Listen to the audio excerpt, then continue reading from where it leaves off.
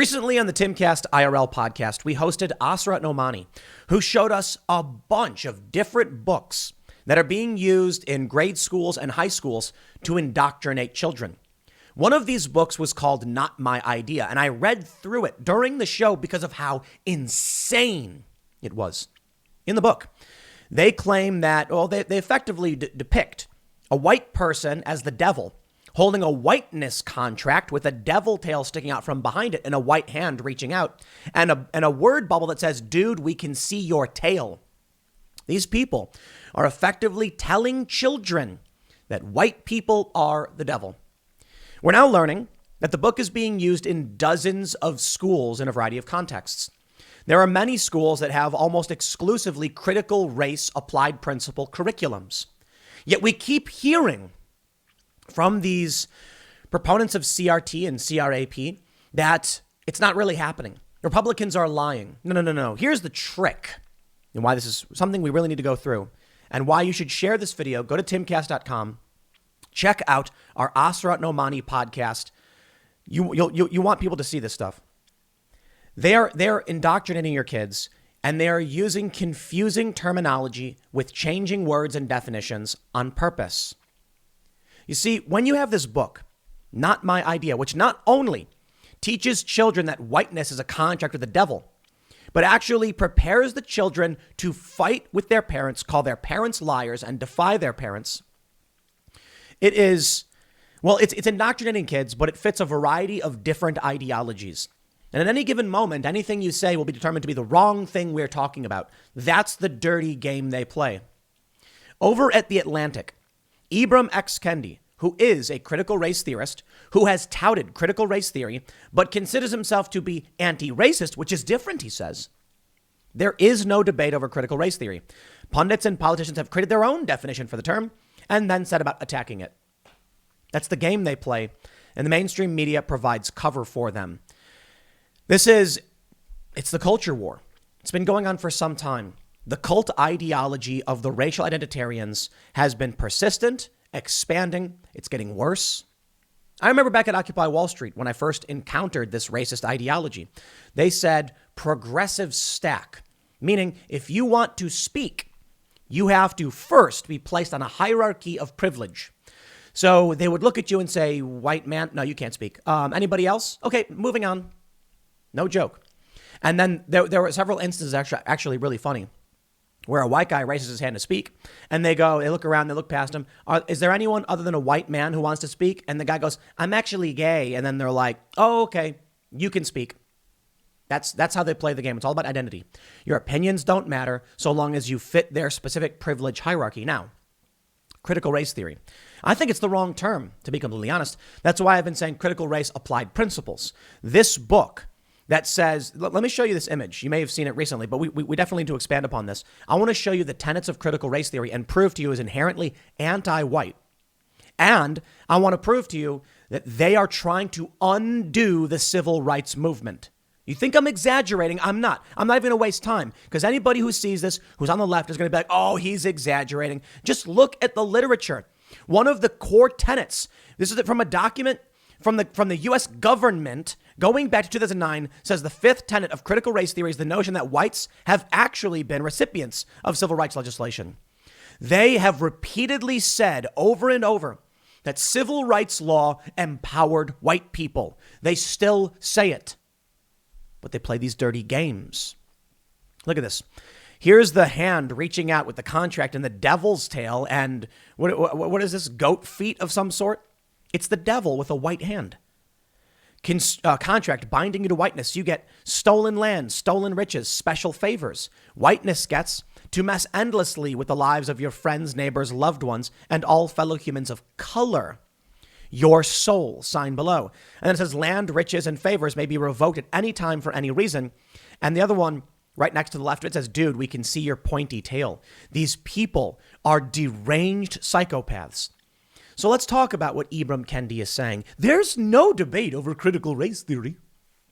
One of the problems is the disorganization among the right. There have been people who have been fighting what's called social justice warriors or wokeness or intersectionality for a long time. When the SJW tag went around the internet, they tried to shift intersectionality. And naturally, because many on the right are always on the defensive and following the left, we all fall into these traps. Critical race theory becomes the new phrase to use to describe what is not just about race, because there is critical gender theory and there's critical theory in general, all based in Marxist ideology. So what ends up happening? This empowers the left to continue the manipulation of regular people, because people like Ted Cruz don't inherently understand what critical race theory is, because I initially didn't understand what critical race theory was. And we all just blindly walked into terminology that they use specifically to manipulate us. Now, Ibram X. Kendi comes out and says, I've never written about critical race theory. I write about anti-racism. It's different. It's all basically the same thing. Identitarianism. Now, there may be different words for different aspects of this ideology, but basically what it comes down to is the left wants the law and policy to be based upon race, or at the very least, they want race to be the principal component in how we implement policy, law, rules, etc. Identitarianism. Now, within identitarianism, you also have white supremacists. So in my world, when I'm looking at this, it's all the same thing. The left saying they think certain races should or shouldn't do X. They say white is this. Then the white supremacists say similar things. That's why there are memes showing Ibram X. Kendi and the Klan with the same word bubble, because they believe the same things. Ibram Kendi has specifically stated that we need racial discrimination, which is insane if you ask me. We don't want that. We want the opposite of that. We want people to be treated fairly. But here's the idea. They often show this image where there's three people watching a baseball game. They're standing watching a baseball game, and they're each on one crate. A tall man, a medium-sized man, and a short man. But the short man can't see, even with the crate. They call that equality. See, everybody gets a crate. The next one says equity, and the tall man has no crate. The medium man has one, and the short man has two crates, saying, see, giving everybody a crate doesn't solve the problem. We need to give more crates to the short guy. What they don't tell you is that often this manifests in hobbling people. That means there could be someone who's tall and they crack him in the kneecap with a baseball bat, figuratively. If they're going to say it's all about giving crates to people, what if there are no crates? What if there are no crates to give? Well, then they got to make you to bring about equity. You bring people down instead of lifting themselves up. But let's talk about intersectionality, anti-racism, feminism, etc. Very early on, people noticed this weird ideology emerging in movies, comics, video games. It started, I think, for a lot of people with Gamergate. All of a sudden, these video games were popping up where it was just like nonsensical plot lines, and it was very insulting and disparaging to white men. The feminists said, oh, you're just white supremacists and you're alt-right. When in reality, it was people saying like, dude, how come every guy in the new Ghostbusters movie is a moron? You can write good characters. This ain't it. They said, well, if you hate the movie, you're racist. You're sexist. It was the same thing. Within all of these ideologies is the concept that white people are the devil. So right now, for some reason, people are claiming that critical race theory isn't inherently anti-white. They have whiteness literally in their core tenets.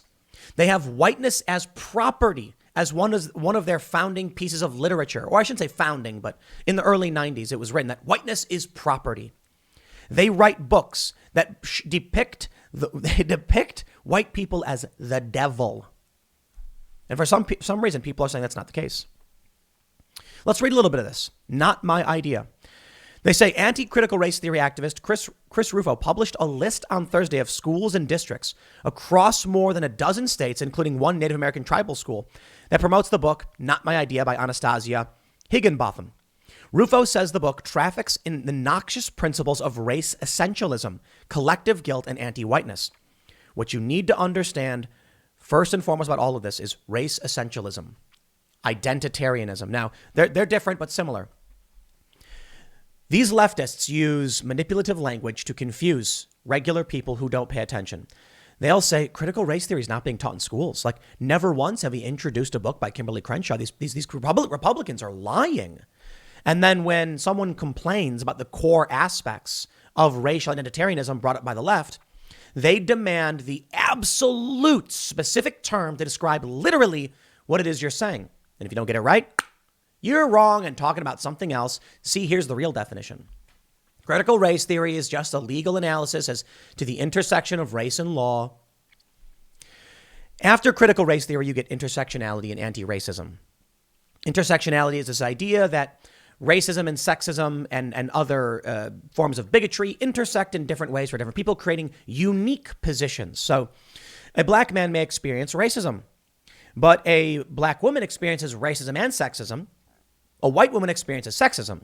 But racist sexism is a different experience than either racism or sexism alone.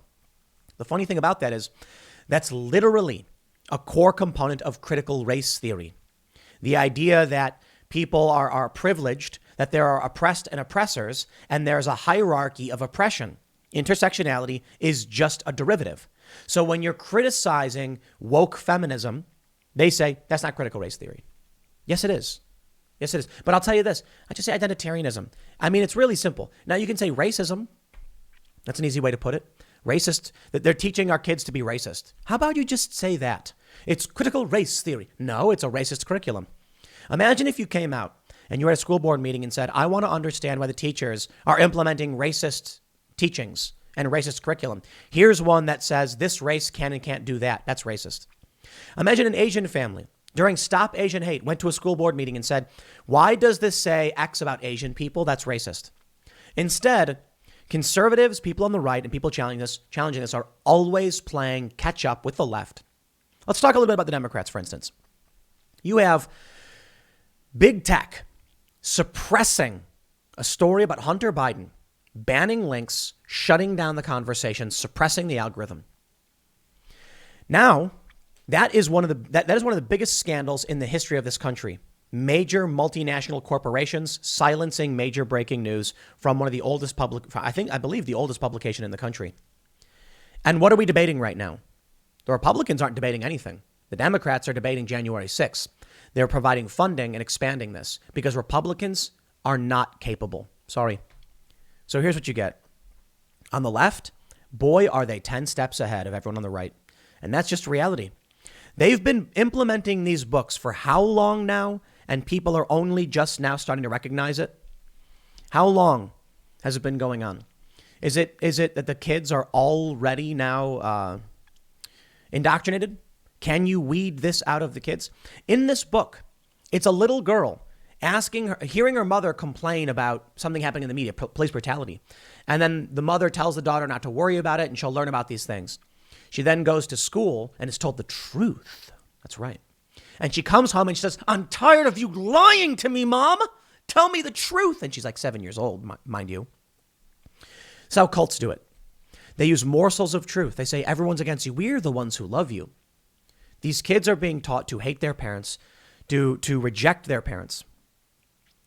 I mean, Christopher Rufo, 25 public school districts in 12 states are now teaching Not My Idea, a book that claims whiteness is the devil, luring children with the promise of stolen land and stolen riches. Critical race theory is driving public education and it must be stopped. And here's a list of many different schools that are teaching this.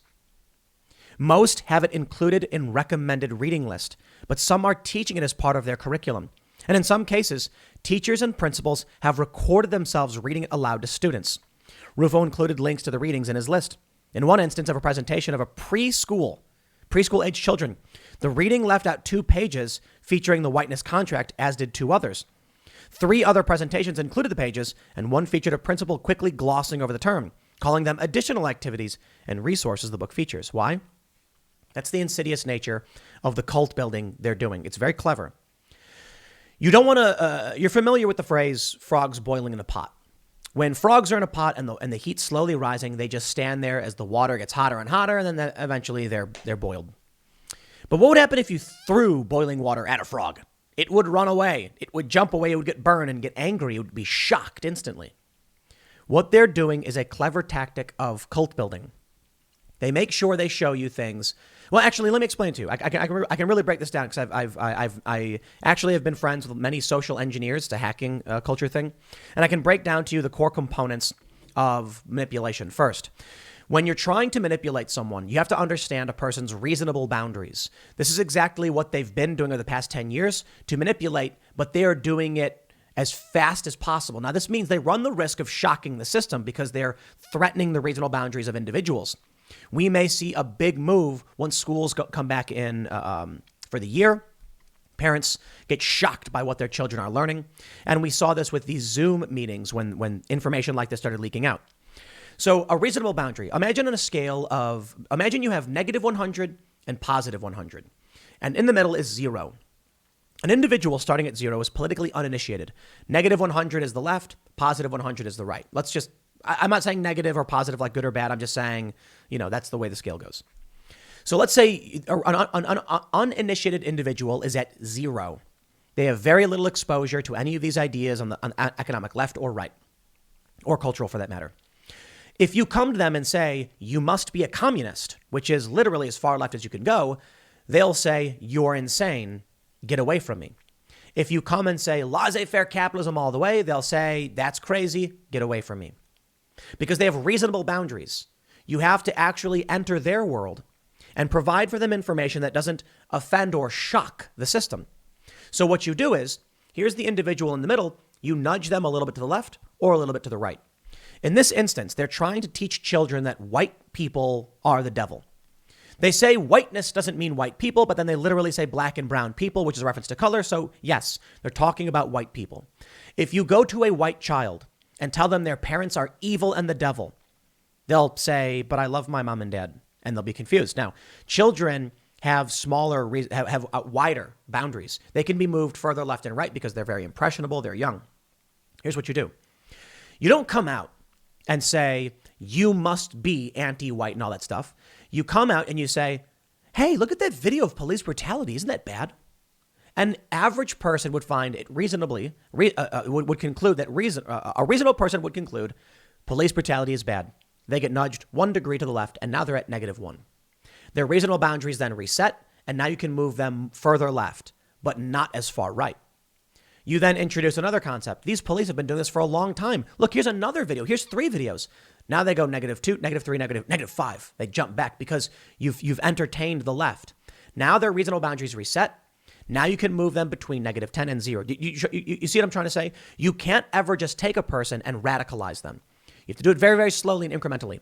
So what they do with this book is they ignore the part where it shows the white person being the devil, because that could shock too many people into rebounding and saying, whoa, no, that is offensive and crazy. But if they introduce enough over time, they nudge you and nudge you and nudge you, eventually you become radicalized. Now on the left, they say YouTube does this. It radicalizes people to the right. Perhaps YouTube actually just surrounds people with content, but you can't share on YouTube. Right? That's one of the challenges.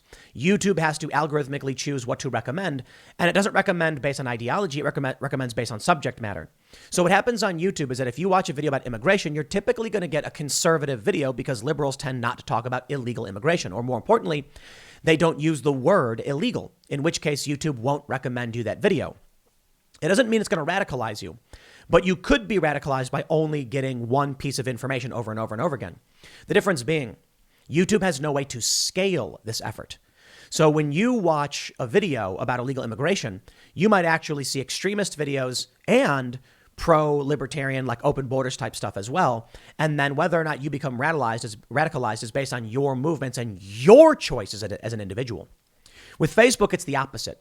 Facebook's algorithm recommends content to you that increasingly includes more subject matter and more words, but it's not because of Facebook necessarily. It's because people are clicking share. People are directly sharing things that stimulate.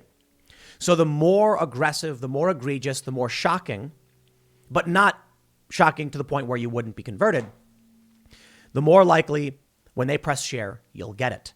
So I'll put it this way. If there's a video that's like hardcore, intersectionalist, far leftist, communist, whatever, Facebook probably won't show that to you, even if someone clicks share because it doesn't fit the algorithm.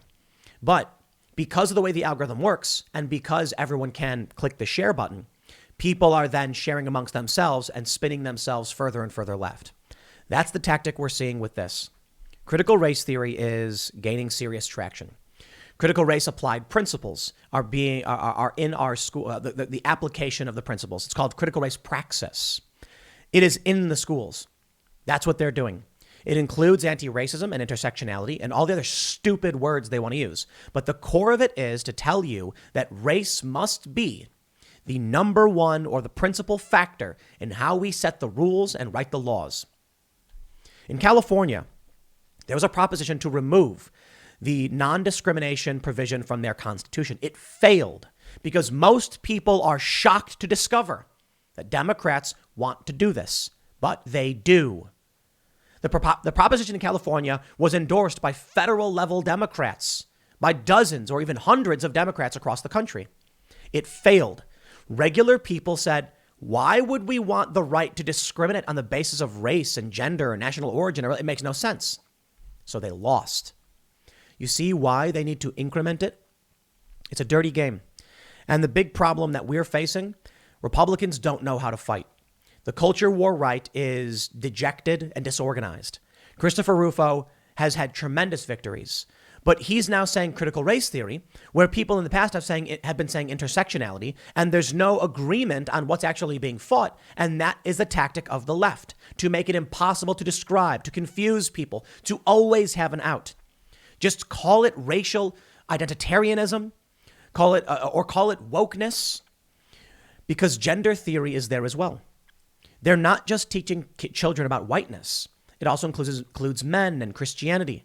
It is an attack on the basic power structures and ultimately rests within Marxists' critical theory, the idea of oppressors and the oppressed. The oppressors are wealthy white males. They then break that down into subsidiaries, males, white people, the wealthy. The wealthy has kind of taken a back seat to this one. Now they've added cis heteronormative patriarchy. See, that's the intersectionality coming out. Now they're saying straight white males. They're just going after anyone who in any way is perceivably in a position of power or authority or privilege or whatever. It is an attempt to destroy the system, and it's working. It is very clever. It is very powerful. And until people on the right learn how to organize, they're going to keep getting routed. Now, this latest salvo from Chris Rufo has been the most successful I've seen in a long time, exposing these books, but it may just be much more simple than this. As I mentioned with reasonable boundaries, there comes a point where it seems the racist left, the identitarian left, cannot introduce racist ideas to an unwilling population. Now, many have been converted. It's very, very horrifying how many liberals have become alt-right. And I mean that quite literally. Alt-right doesn't, many of these alt-right people were pro-universal health care. They're quite literally calling for white racial awakening in Sacramento. Not kidding. Look at these books that they're teaching kids. They're telling them to find their racial identity. Liberals are becoming alt-right, and they deflect by calling classical liberals and libertarians alt-right because they're trying to confuse regular people so they won't know about this. Let me just ask you something. Maybe someone shared this video with you. You think I'm full of it. You think I'm lying. Let me just ask you, do you think we should have government policy where we say certain races are or aren't allowed to do things based on their race? Personally, I don't like that idea. I think people should be allowed to do whatever. Race shouldn't be a component. I recognize that racism exists in this country. I've done a documentary on racism in St. Louis. I've done many docs on blockbusting and news reports on redlining. These are all really, really bad things. We want to solve for these problems. Class is probably the way to solve it, because if historically Black and brown people have been disproportionately affected by racist policy and are now impoverished at higher rates per capita by race, then it stands to reason that providing class-based solutions will disproportionately lift up those who have been marginalized, correct? Why then do we want to repeal in California civil rights provisions in their constitution? Why then do we want the U.S. government the right to discriminate on the basis of race, sex, or otherwise? Why is Ibram X. Kendi saying we need more racial discrimination? It's anti-racist to discriminate in favor. That's just called discrimination, positive or otherwise. It's called positive racism. Why would we need those things? If you disagree with those ideas and you think the government should be based on race, Well, you have the mentality of people who were, pre-1967. Sure, the Civil Rights Act came in 1964, but it wasn't until 1967 that we had Loving v. Virginia, and the Supreme Court basically said people can cohabitate. They passed the Civil Rights Act, yet people of different races still couldn't live in the same building. Even guys, like you couldn't be roommates. A white and black person couldn't be roommates until 1967. If you want to live that way with segregation, keep following these people. Because I'll tell you this, white people aren't the devil. Asian people, black people, Mexican people, they're just people. White people are just people. Every nation has its history of oppression and manipulation. Don't let them lie to you so that they can bring back racism to this country. Because that's basically the rule in most other countries, and I won't stand for it. I'll leave it there. Next segment's coming up at 1 p.m. on this channel. Thanks for hanging out, and I will see you all then.